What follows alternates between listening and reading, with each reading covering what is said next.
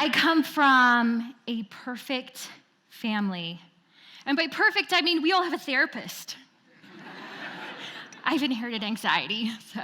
And by perfect, I mean sometimes we smile when we are not okay. And by perfect, I mean sometimes we struggle alone. Have you ever been surrounded by people, yet still felt alone? Because the pressure to be someone is overwhelming us to isolation. And isolation is overwhelming us into anxiety, to depression, addictions, and self-harm. What if we could make it safe? I believe there's a fresh definition of laughter that can connect us. And it's something called shared laughter. It makes it safe to be human. Shared laughter is about sharing your flaws, your fears, your failure, and your effort. It's about that release that we experience when we realize that we are not alone. If I can do it, you can do it. And if you can do it, I can do it. And we have seen so many experiences of this on this stage today. And really, it's just about talking more about that time you didn't get the job that you wanted. It's about that time that you put in so much effort and things didn't go right, or you fell down the stairs, or that time when you're on your diet and you celebrated because you ate a low-fat salad, and then an entire pan of brownies with ice cream on the top of it. Yeah, I call that a snacksident, by the way. I love laughter so much because it's a way that we can honor people. Do you realize laughter heals and strengthens us when sometimes nothing else can? We can do this. Now, I'm not telling you to go tell jokes to your friends if they're checked out. What I am telling you to do is to help them look up. Let's help each other look up. And this is vitally important because I think every family has something. We all have things that we don't like to talk about. We hide things. We hide things like addiction, mental illness, or the banana peel in our couch cushions. It's this mindset that I don't want people to see my dishes because I don't want people to think I eat. I've spent 5 hours cleaning before and still use the word sorry for the mess. Do you realize that flawless and staged feels so much safer than raw and real? There is no shared laughter in perfection. Now, I recently walked into my 13-year-old son's room, and I could just smell the guinea pig cage. The thing is, we don't have a guinea pig. And we don't like to talk about things like this.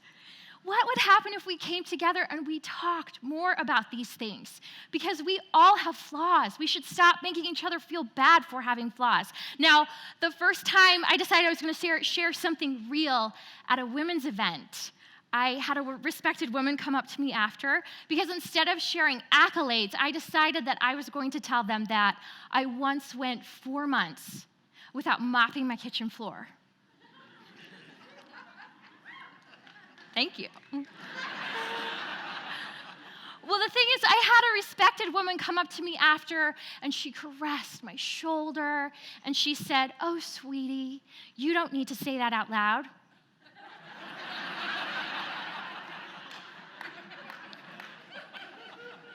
Well, if that's the case, there's so many other things I probably shouldn't say out loud.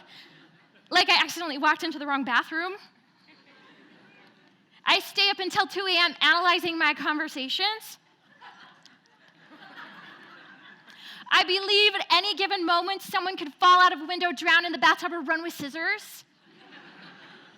I'm always planning where the emergency helicopter can land.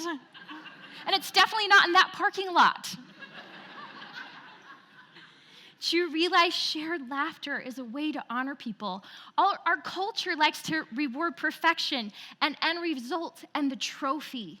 But we're not talking about the effort and everything that took to get to that trophy.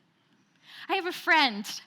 She was recently at a high-end party, and she dished herself up this beautiful piece of cheesecake. And when she went to take a bite, she discovered it was brie. You guys, the bitter cheese. She ate the whole thing, so that's what everyone thought that she meant to do. She didn't even wash it down with a cracker. I feel so connected every time I think of that. And I want you to experience shared laughter for yourselves. I have something I like to do called an audience list, meaning the shared laughter comes from you.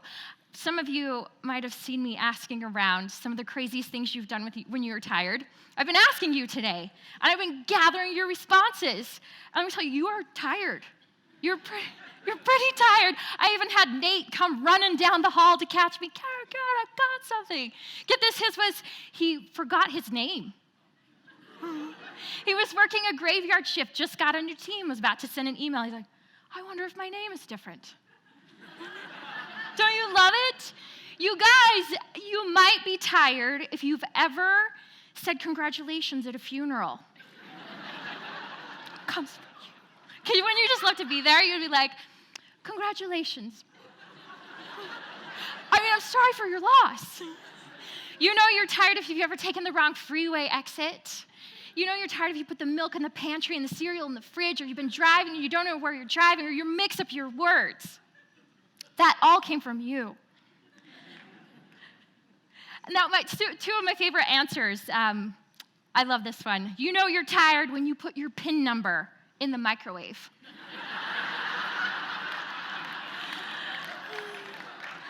Oh, you think you're getting cash back? It's just a burrito. You know you're tired when you wake up in the middle of the night to change the baby's diaper. Only in the morning you discover the baby's wearing 2 diapers. Bottom one, still poopy. This is shared laughter, and it matters so much. And this is why it took me 8 years of a research project to understand something. 8 years to understand why this matters so much. Because in the spring of 2008, I was involved in something called the Under Pressure Project. I wanted to know the biggest struggles that students were facing. I wanted to know what those were, and more specifically, what got them through. Like, what were their solutions? And so I got a pile of about 500 surveys, and it had the heart and soul of these students, their open-ended responses. And so I started looking for patterns. I just opened it up, and I saw ones. They said, my biggest pressure, it's peer pressure. So I put a tally mark in peer pressure. My biggest struggle, drug abuse. So I put that in that tally mark. Might be self-esteem. So I put up a tally mark. And it took a couple of months, but I had a scientific answer. The biggest struggle, overwhelmingly, that students said they faced was achievement. We have this culture that we have got to be someone. And we are hard on ourselves, and we are hard on our students to try to get there and be the best that you can be, because that was responded to over and over. And their most overwhelming response on their solution was to develop a support network. And I love that. I read responses like, if my mom sees me, I know I can do anything. A support network. Now, I set the surveys aside, and in my daily life, in my routines, I couldn't stop looking for patterns. So I saw the neighborhood gossip, and I saw something going on there, and I put up a tally mark. And I saw, those professional networking meetings, where everyone's fronting, trying to show their best. I saw something, and I put up a tally mark. And I saw something with the young mother who's surrounded by her kids all day, but she definitely feels alone. And I saw something, and I put up a tally mark. And I had to go back to the Under Pressure Project and look at all of those responses, because overwhelmingly, again, the most dangerous and universal experience that we can all face is mental isolation. Isolation. This means that we are alone in our mind with thoughts that we're diminished, flawed, and excluded. This is universal, and it's very dangerous. Now, to those students who are feeling isolated, or anyone here in this room, if you are feeling isolated, you find someone to connect with. Find someone who can get real with you over our flaws, our fears, our failures, and our effort.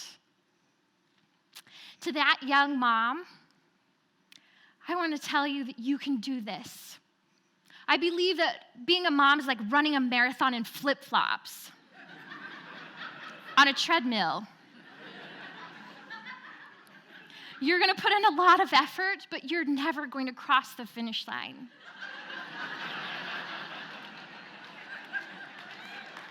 Thank you. To all of us, our job for everyone is to get real, get more real with each other. Now, I do have something to say also to those professionals in that networking meeting where everyone's fronting. Sometimes I want to bring my voice down. And sometimes I want to wear jeans. And I want to tell you what my mailman said the very first day I opened a business. Because get this, he handed me my mail, and he said, "Good luck."